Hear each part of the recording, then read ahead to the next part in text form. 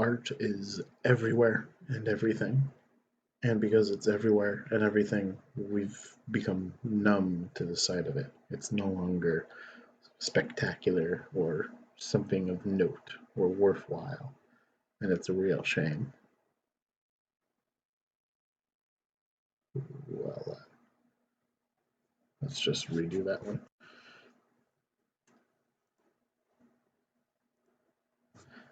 Art is everything and all around us, from the trees to your phone to every piece of media you consume.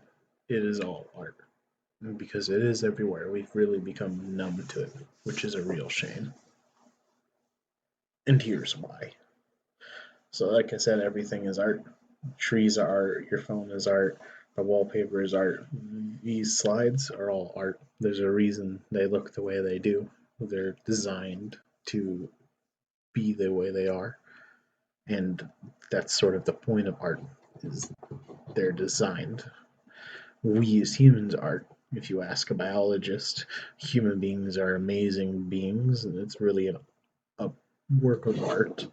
And then there's what we do with ourselves, from tattoos to our hair, our makeup, to how we dress. Everything that we do, choice wise, is us.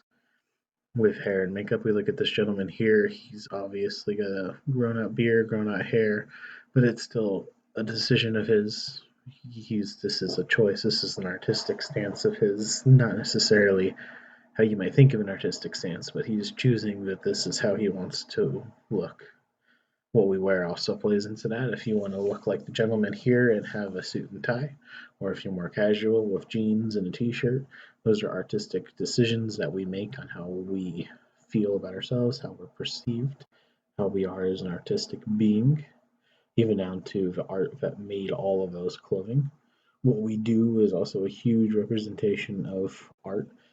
If we are one of the consumers, if we're the creators, if we're just idly passing by the art, we're still a part of the art that is life, and everything that we do is a part of that. What we eat is a huge part of that. As a cook myself, I'm really in tune with the beauty of food. Like this picture here is a really beautiful picture. It's really well done. The tomatoes are cut pretty well. The carrots are equally thin. The cucumber is nice and thin but not dainty. There's a lot of pride taken on that. Without any art, we would be basically living in this slide. Empty, white with black text, as basic as you can go. And even to an extent, this is even art because somebody had to make the font for this text. This isn't a completely white slide. There's still art here. Our media is art. We look at social media, and primarily that's a huge part of art. Those get designed for specific reasons. Uh, how we interact with others is also a form of art. There's an art of communications, there's an art of body language. Everything really is art in its own way. Anime and cartoons is probably the biggest thing you think of whenever you think of any sort of media and yeah, art. It's the most obvious, being a drawn medium, either with computers or by hand. It's the most obviously drawn and actually art part. But the great thing about that is you can have things that are very chosenly stylized, like JoJo's Bizarre Adventure. You'll have scenes that are miscolored, colors changed. It'll be skewing of perspective, and it really means a lot to the stylized choice of the show itself. Without some of these choices, it would be very bland. And then we look at other stylized choices, and we see on the left the Powerpuff Girls from 2013 versus the re-release of 2016, and we can see a drastic shift in the art style. Funny thing about that is 2013 inspired Panty and Stocking. Panty and Stocking inspired the 2016 release. Kind of a weird circle of art. And we need to talk about, of course, live action, which should be actual people in front of the camera, and the live action, like the Lion King remake, which is more computer animated cats running around on a screen compared to actual human beings, which all of is still art. Special effects is a huge part of that. When you look at this baseball, you see the smoke effect coming off of it. It takes a person to design that, to choose how they want the smoke, to have it can look like it's spinning and moving. It's all a very artistic, stylized approach to make you look at it a certain way, which is a big part of art. Animators play a huge role. If you look at a lot of car ads, those cars are usually not real, but instead animated because it's cheaper. That's how they're able to have an empty street. Is everything is made by a team of animators with 3D animation.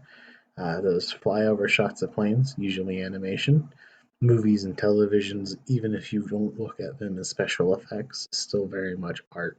Acting is a art form of words, verbally or bodily language. It's written, which is also another form of art.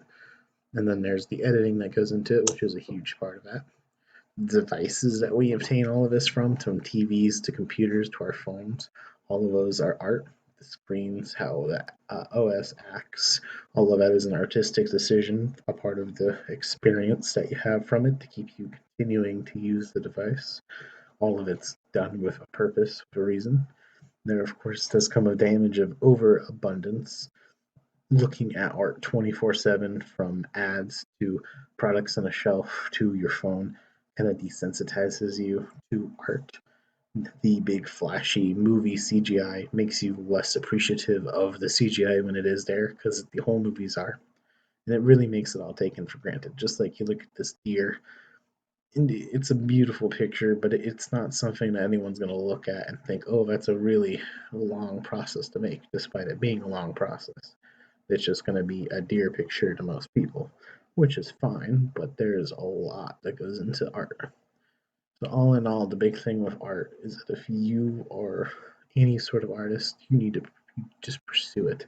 There's no reason not to take the chance, do it for fun, and just all around you observe the art, observe the trees, observe your media, and just take in everything you can of art. Thank you.